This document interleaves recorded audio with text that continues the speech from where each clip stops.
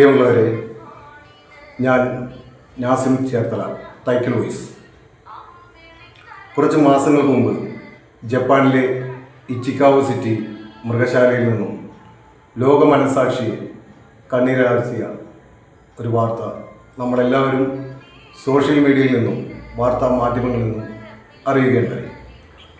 കൂട്ടത്തിൽ നിന്നും മാറ്റി നിർത്തപ്പെടുന്നവൻ്റെ തീരാവേദന, ഒറ്റപ്പെടുത്തലിൻ്റെ ദുഃഖം, ഇതെല്ലാം അനുഭവിച്ചവർക്ക് അറിയും. ഇച്ചിക്കാവോ സിറ്റി മൃഗശാലയിൽ ജനിച്ച പഞ്ചെന്ന കുട്ടിക്കുരങ്ങനെ സ്വന്തം അമ്മയുൾപ്പെടെ മറ്റു കുരങ്ങുകൾ ആരും അംഗീകരിച്ചില്ല.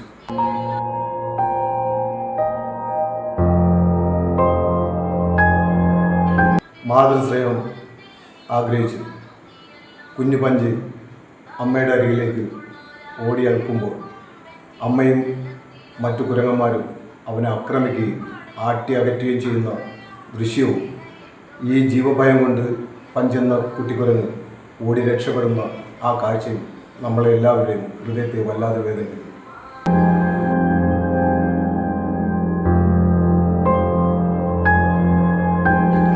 സ്വന്തം മാതാവിൻ്റെ ചൂടും ചൂരുവേറ്റ് വളരേണ്ട ഈ കുഞ്ഞു പ്രായത്തിൽ അവനെ ആട്ടി ഓടിക്കുന്ന കാഴ്ച വളരെ സങ്കടകരമാണ്.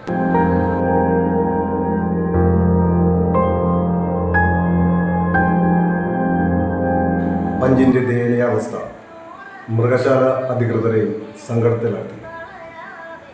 ദിവസങ്ങൾക്കുള്ളിൽ തന്നെ അവരതിനൊരു പരിഹാരവും കണ്ടെത്തി. നൈക്കിയ എന്ന കമ്പനിയുടെ ചെറിയ വലിപ്പത്തിലുള്ള ഓറാങ്കുട്ടൻ കുരങ്ങ് പാവ അവർ അവന് വാങ്ങി നൽകി.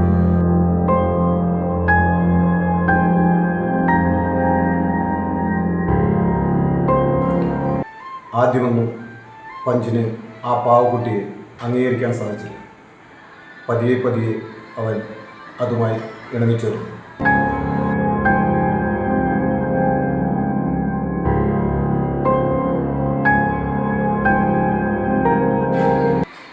ആരും കൂട്ടുകൂടാനില്ലാത്ത പഞ്ചിന് ആ പാവക്കുട്ടി വലിയൊരു ആശ്വാസമായി. പിന്നീട് അങ്ങോട്ട് അവൻ എവിടെ പോയാലും ആ പാവക്കുട്ടിയെ കൂടെ കൂട്ടാൻ തുടങ്ങി.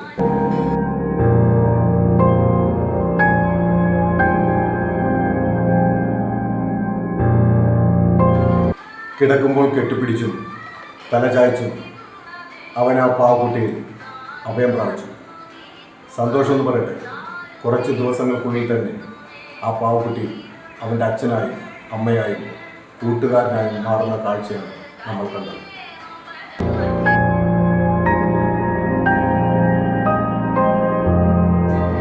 പ്രിയമുള്ളവരെ, വേണ്ടപ്പെട്ടവരിൽ നിന്നും ശാരീരികമായും മാനസികമായും ഉണ്ടാവുന്ന ഒറ്റപ്പെടുത്തലുകൾ ചില സാഹചര്യങ്ങളിൽ മൃഗമായാലും മനുഷ്യരായാലും അത് താങ്ങാൻ സാധിക്കുന്ന ഒന്നല്ല.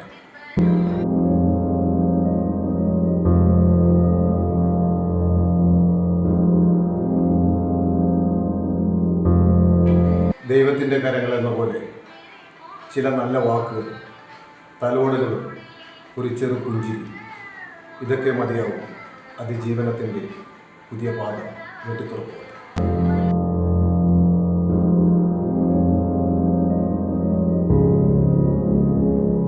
ഇപ്പോൾ കേൾക്കുന്നത് സന്തോഷകരമായ വാർത്തകളാണ്. നമ്മളുടെ കുട്ടിപ്പഞ്ചി മറ്റു കുരങ്ങുകളുമായി ചേർന്ന് ജീവിക്കാൻ തുടങ്ങിയിരിക്കുന്നു.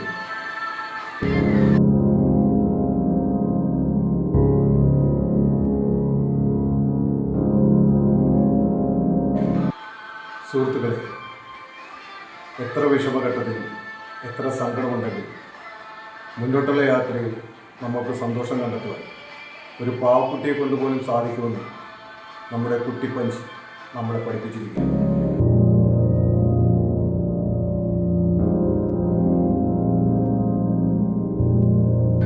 സഹോദരങ്ങളെ, നമ്മൾ ആരെയും ഒരു വാക്കുകൊണ്ടോ പ്രവൃത്തി കൊണ്ടോ വേദനിപ്പിക്കാതിരിക്കുക.